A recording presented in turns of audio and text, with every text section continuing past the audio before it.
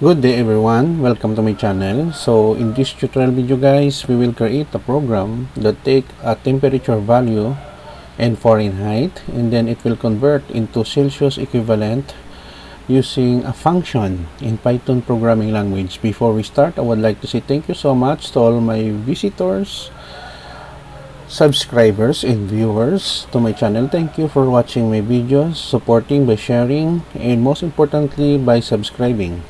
If you are new with my channel and then you like this video, please hit the like button. Don't forget to share and please support my channel guys by clicking the subscribe button. So let's get started. By the way guys, I will put a link in the video description where you can download the complete source code.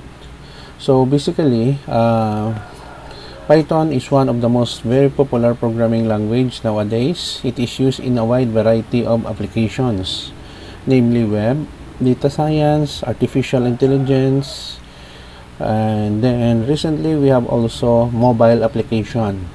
So Python is a must to learn for every developers to be aware of, and then it is being taught in universities and colleges around the world. And besides, Python is easy to learn and open source. Okay, so I'm using PyCharm 2022 1.3 community edition that is free to download in the website of JetBrains. So we have here define function to convert Celsius. So to define a function, we use the keyword def and then function name Fahrenheit underscore Celsius, and then we have one passing parameters that is f. C equals 5 slash over or divide 9 multiplied by f minus 32 returns C, that is the Celsius. We are here print for formatting the title \t print Fahrenheit to Celsius using a function in Python. Give temperature in Fahrenheit that will be stored in our variable f. Print temperature in Fahrenheit to decimal places here. Format f.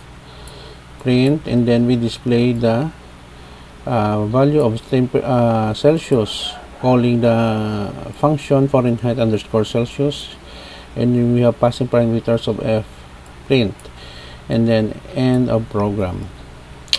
Okay, so let us run our code so that we can test.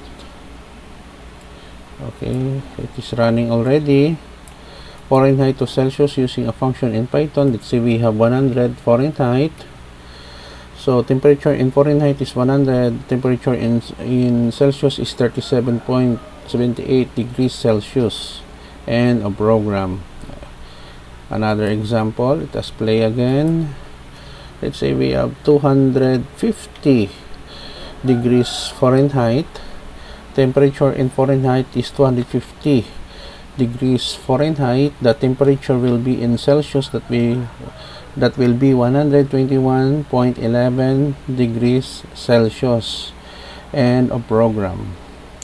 Okay, so this is the end of our tutorial video guys. I hope that you have learned how to declare a function to convert temperature from Fahrenheit to Celsius using Python programming language.